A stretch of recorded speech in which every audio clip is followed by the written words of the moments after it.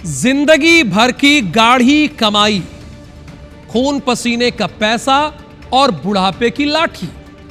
एक आम इंसान पूरी जिंदगी बस एक ही सपना देखता है, अपना एक आशियाना।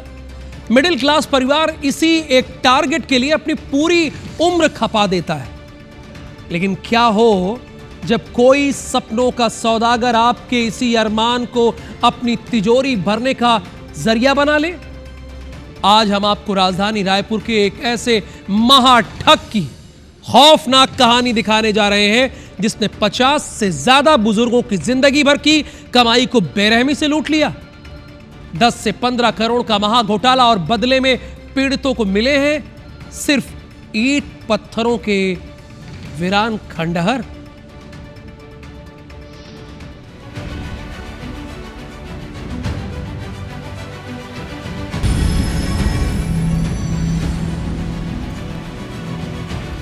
मीठी मीठी बातें करके सबको जाल में फंसा करके रखा हुआ है। मेरा एग्रीमेंट 24 लाख में हुआ था, मैंने अभी तक 32 लाख दे दिया है, 8 लाख एक्स्ट्रा दे दिया हूँ।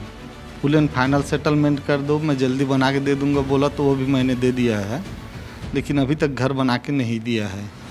नाम बदल बदल के दूसरा कंपनी खोल लेता है। ये कुल मिला के ये फ्रॉड है। HDFC बैंक से लोन भी लिया था और कुछ बचत किया था, तो वाइफ के नाम से है प्लाट, उसी नाम से बनवा रहा था। 59 लाख रुपए हम दे चुके हैं उनको। इंसान एकदम राक्षस इंसान है, हम बता रहे हैं। उसका फादर भी एक बेवकूफ़ इंसान है। आप कुछ भी कह लीजिए, मैं गालियाँ भी देने के लिए तैयार हूँ। सपनों के आशियाने का सब्ज बाग, एक खूबसूरत घर का वादा और फिर एक बहुत बड़ा और खौफनाक धोखा।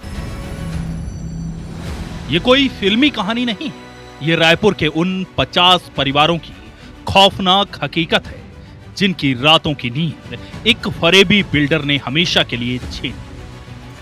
रेलवे, कमर्शियल टैक्स और SECL से रिटायर हुए जिन बुजुर्गों ने अपने बुढ़ापे के सुकून के लिए पाई पाई जोड़ी थी, आज वो इंसाफ की गुहार लगाते हुए भारी फाइलों का बोझ उठाए दफ्तर दफ्तर भटकने को मजबूर है।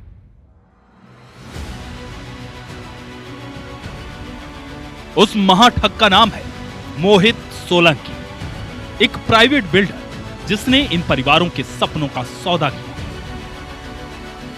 और 10 से 15 करोड़ रुपए डका कर रफू चक्कर। सर जी, मेरी गाढ़ी कमाई का मैंने इसको कमा के दिया था। उसके बाद भी मैंने लोन लिया था HDFC से, लोन लिया है, उसके बावजूद भी कंप्लीट करके नहीं दिया। तो फिर सोना चांदी जो भी था उसको भी मैंने गिरवी रख के उसको अरेंज करके दिया फुल एंड फाइनल सेटलमेंट में कि चलो रहने के लिए छत मिल जाएगा, लेकिन अभी तक उसने बना के नहीं दिया है। जरा इन अधूरी दीवारों को गौर से देखिए। ये सिर्फ ईंट और सीमेंट के ढांचे नहीं, ये तिलक राम जैसे दर्जनों परिवारों के टूटे हुए अरमानों का कब्रिस्तान है। रायपुर में हुई अब तक की इस सबसे बड़ी ठगी का शिकार हुए लोगों ने बिल्डर को पैसे देने के लिए क्या कुछ नहीं किया। किसी ने बैंक से भारी भरकम लोन लिया, तो किसी ने घर की महिलाओं के सोने चांदी के जेवर तक गिरवी रख उधार मांगकर बिल्डर की जेबें भरी गई। लेकिन मिला क्या? बिल्डर ने महज कुछ दीवारें खड़ी की और अपनी जिम्मेदारी से पल्ला झाड़कर ऐसा गायब हुआ जैसे गधे के सिर से सीख।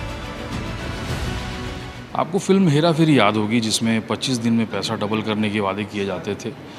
आप इन परेशान लोगों को देखिए, ये एक दफ्तर के बाहर खड़े हैं जहां पर इनसे वादा किया गया कि साल भर में इनके सपने का आशियाना बना के इन्हें घर बनाकर दे दिया जाएगा।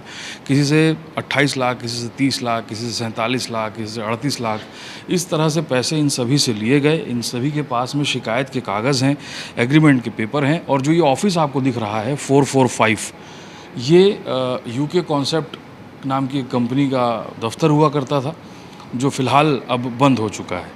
और हर रोज़ ये लोग इस उम्मीद में यहाँ पहुँचते हैं कि जो यहाँ का जो बिल्डर था मोहित सोलंकी, उनसे मुलाकात हो जाए और जो पैसे लेकर वो भाग गया है ताकि ये जो अपना घर अधूरा अभी इनका पड़ा हुआ है वो बन जाए।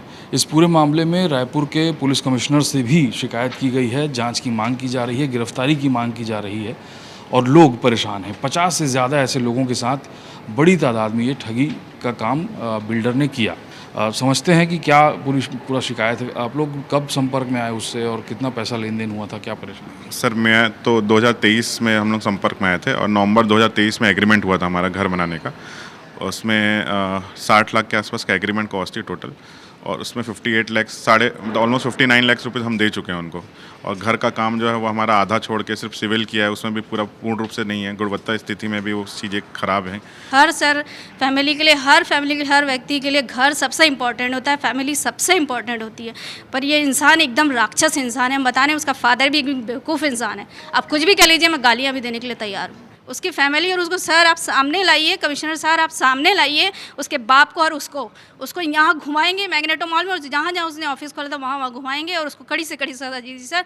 सबको परेशान करके मेरा घर अभी कंप्लीट नहीं है सर, मैं इनकम्प्लीट घर में रहने गई हूँ अपने मदर फादर के साथ। ठगी का ये दलदल कितना गहरा है, इसका अंदाजा इसी बात से लगाया जा सकता है कि इस फरेबी के शिकार रिटायरमेंट का मोटा फंड पाने वाले रेलवे के अधिकारी भी रिटायरमेंट का पूरा पैसा बिल्डर की झोली में डाल दिया और बदले में खुद सड़क पर आ गए। अब जब पानी सिर से ऊपर जा चुका है तो इन पीड़ितों ने रायपुर के पुलिस कमिश्नर का दरवाजा खटखटाया, बकायदा ज्ञापन देकर इस महाठग की गिरफ्तारी की मांग की।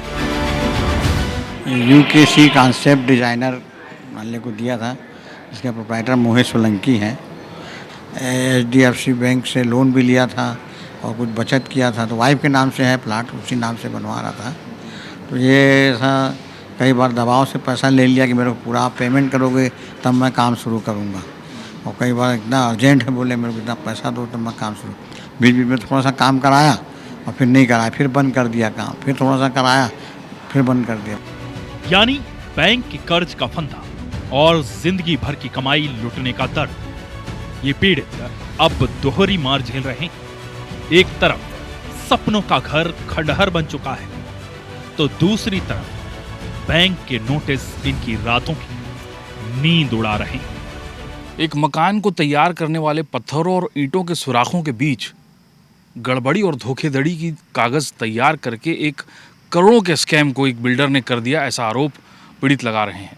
पुलिस कमिश्नर से शिकायत हुई है, क्या कार्रवाई होगी बड़ा सवाल है, या फिर खंडर नुमा अधूरे पड़े मकानों को ही देखकर अपने सपनों को टूटता हुआ आम आदमी महसूस करेगा, ये बड़ा सवाल है। कैमरा पर्सन अनिल लागले के साथ IBC 24 के लिए सुमन पांडे। क्या इसलिए चुनवाए थे तकदीर ने तिनके कि बन जाए नशेमंद तो कोई आग लगा दे? हालांकि इन तमाम संगीन आरोपों पर आरोपी बिल्डर मोहित सोलंकी ने अपनी सफाई भी पेश की है। सुनिए, जिस पर गंभीर आरोप है वो कह क्या रहा है। मैं न तो कहीं गया हूं और न ही संपर्क से बाहर हूं। मेरा कार्यालय रायपुर में संचालित है। जो भी व्यक्ति मुझसे किसी भी प्रकार का समाधान चाहता है वो मुझसे संपर्क कर मुझसे मिल सकता है। मैं संबंधित पक्ष के साथ बैठकर समाधान के लिए उपस्थित हूं, तैयार हूं और जांच में पूर्ण सहयोग कर रहा हूं। मैं केवल आप सबसे इतना निवेदन करना चाहता हूं कि किसी भी निष्कर्ष पर पहुंचने से पहले सभी तथ्यों को निष्पक्ष रूप से देखें और फिर कोई निर्णय लें।